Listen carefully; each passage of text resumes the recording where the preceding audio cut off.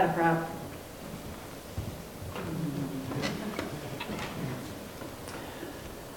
I have long had a secret love, but it's all right. My husband knows all about it, and he has encouraged me. It all began when I was in the 5th grade. I was in a singing group called Choral Explosion.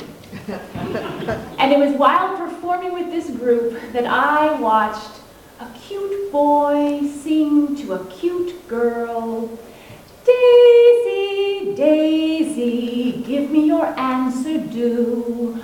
I'm half crazy, all for the love of you.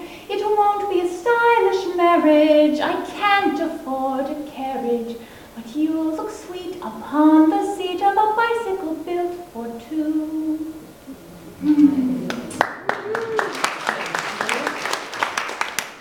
Some girls dream of riding off into the sunset on a horse with their brave knight, or walking along a deserted sandy beach hand in hand with their prince. My dream became riding on a bicycle built for two with the man half crazy for me.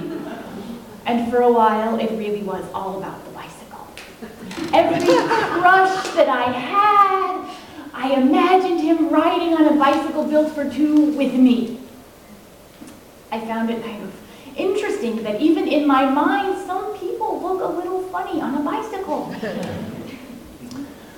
Well, I had my very first rendezvous with my dreamy contraption as a senior in high school along a California beach boardwalk with a tall, gangly boy named Chris McAdams. He was a choir geek like myself. We rode along the path there next to the beach, and with this rendezvous, I learned a few things about my love. It's not as easy and simple as it looks. And the view from the back seat is nothing to brag about. Even so, as I rode along with the palm tree shadows brushing past my face, I knew that everyone that saw me wished that they were me, because I was living my bicycle built for two dream, even if Chris wasn't half crazy for me. If there's something that can smash a dream, crash, kabonk, kabonk, and I noticed my skinned knees only after I saw the writhing seagull on the ground that Chris had hit. He must take full responsibility because I could neither see nor steer. But even with such rocky beginnings, my love for the bicycle built for two endured. And I guess I have Henry Decker to thank for it all, because it was Henry Decker who crossed under the Statue of Liberty in the late 1800s, and on the ship with him, he had his bicycle. When he went through customs, he had to pay a duty for his bicycle. His traveling companion, William Jerome, said, "The good thing you didn't have a bicycle built for two. They'd have charged you double duty." Henry loved the sound of that phrase so much, bicycle built for two, that he soon penned a song entitled Bicycle Built for Two. And his friend, William, was right. It can feel like double duty riding on a bicycle built for two. I would know. I have worn out many the seat of my pants riding on one. I have the proof right here. This is a picture of my husband and our first encounter and rendezvous with a bicycle built for two together. I dreamed of having wedding announcements with a picture of my husband-to-be and myself riding on a bicycle built for two. My only problem was I didn't have that bicycle. It just so happened that I saw one on a wall in a shop, and I asked if we might borrow it for our photo shoot. The store owner said yes. So on the appointed day, we took this beautiful bicycle off the wall, dusted it off, loaded it into a van, and took it to the park in downtown Salt Lake City where we were going to take our pictures. Beautiful antique bicycle. It had a little sparkle to it left, but it also worked like an antique. The tires came to us flat, and I think they liked it that way, because no matter how much air we pumped into them, they always were flat again before we made 2 rounds of the park. But we were not going to be deterred. John and I, we were young and in love. We had yet to learn how to work together and trust each other. That's what comes next, right? But we were excited to try this adventure. We got onto the bicycle, and we realized there were many things we had yet to learn. See, I didn't know yet that as the back seat bicycle rider, it was my job not to keep a foot on the ground as we were trying to push off, but to trust solely in my companion, plant both feet firmly on the pedals, and wait for him to push us off so that we weren't balancing back and forth, one foot on the ground. And then, as the back seat rider, I have to put my trust solely in the front seat rider, that he will lead us in the right direction, because I couldn't steer. My handlebars didn't move. No, I hadn't learned those things yet. So I am sure that we provided much comic relief for the other park visitors that day as we made our ride teetering and tottering and sometimes stopping and have to figure out how to start all over again. But the people that got our wedding announcement and saw the picture, I hope you would agree, they didn't see any of that. They saw the perfect, seamless ride that I imagined so perfectly in my dreams. And what they didn't know is that we were propped up against the wall, 1 foot on a pedal, 1 foot on the wall, so as to create that seamless, beautiful picture. But that was just the beginning. John and I had many more rides on a bicycle built for 2 when we traveled. And as the years went by and we added to our family, we had dreams of a family bike ride. We began looking through the classifieds to find bicycles at a reasonable price for our young children. One day, John took all of the seats out of the back of our van and headed off to go look at some of these bicycles that we had seen in the classifieds and hopefully bring them home. When he returned, he had a van full. I went out to the garage to view his booty and praise him for his treasures that he had brought home. But there in the van was not a single bicycle for a child. But there was the most beautiful bicycle built for 2 that I had ever seen, because it was mine. My sweetheart had bought it for me. It was silver with cushy black seats, and after the jumping up and down and the screaming and the tears, I insisted that we ride it right then. We mounted the bicycle. Our driveway had a little bit of a slant to it, so it was an easy takeoff. You just put your feet up and slide down the driveway. We went right into the court that was across the street from our house and rode round and round with our children standing on the sidewalks yelling, "Go, Mom and Dad! Go, Mom and Dad!" Very romantic.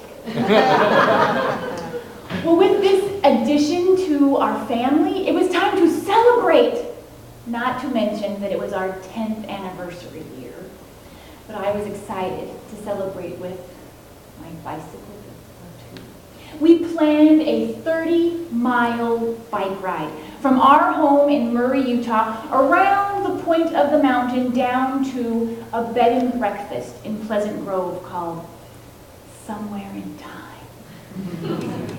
My parents were going to take our luggage to the bed and breakfast for us so that we wouldn't have to worry about lugging that on the back of our bicycle. And a few days before the exciting trip, John took our bike, my bicycle built for 2, to the bike shop to get tuned up so that it would be in perfect working order.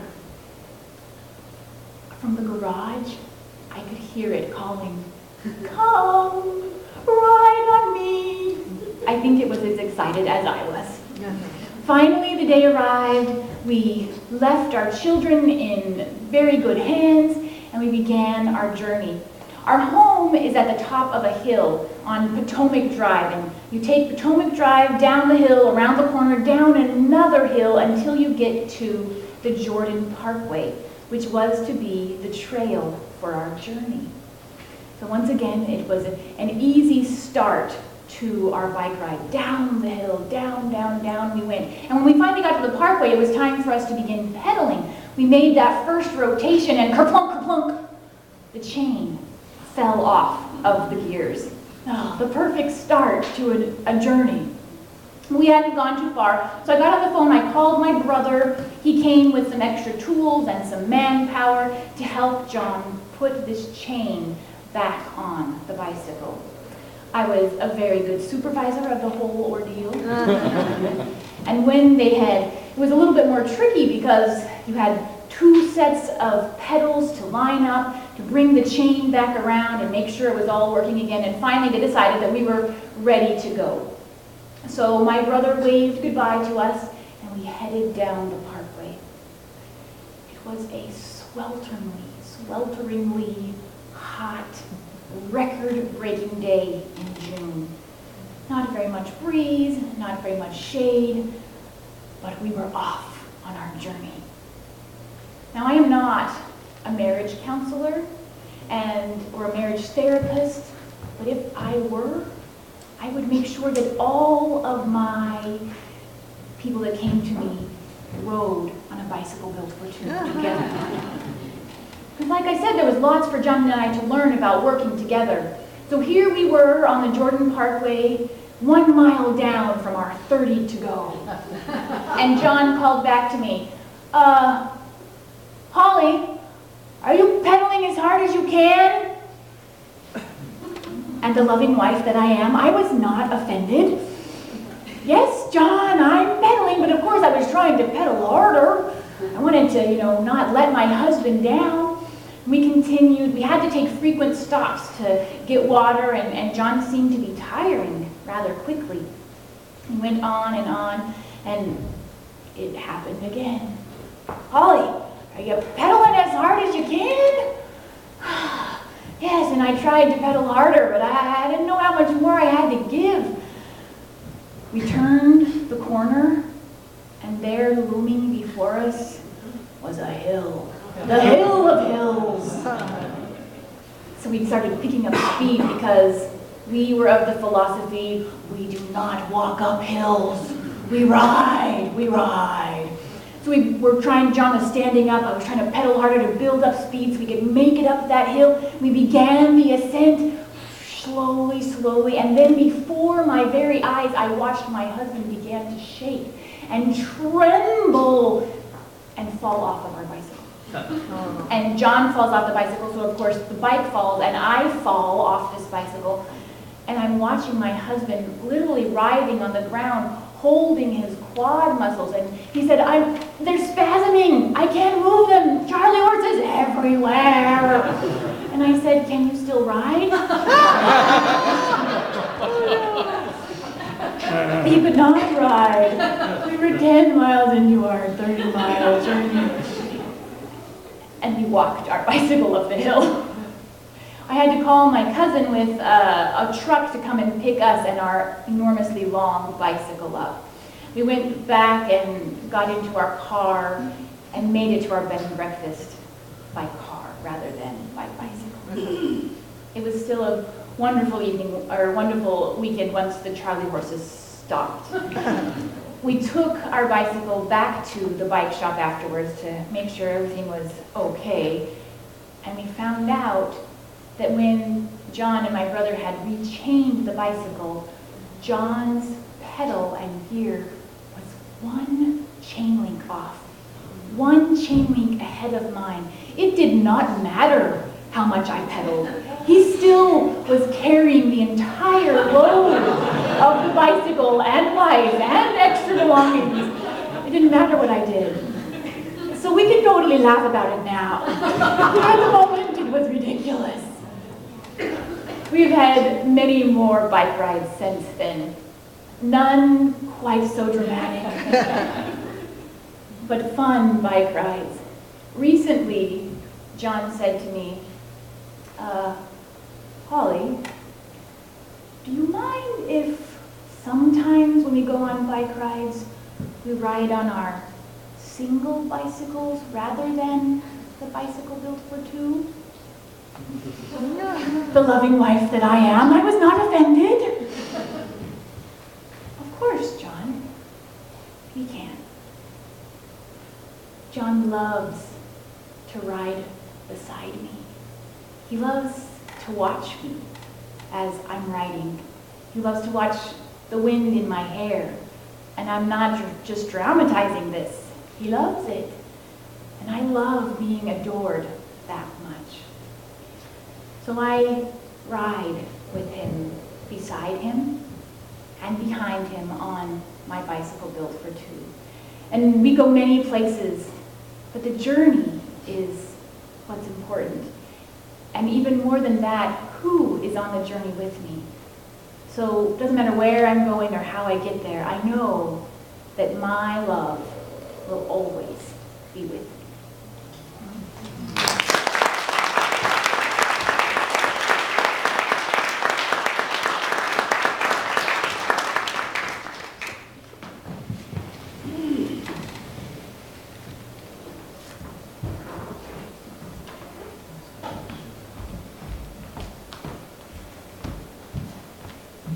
How many of you are going out and buying a bicycle, maybe? Woohoo! I am, yes.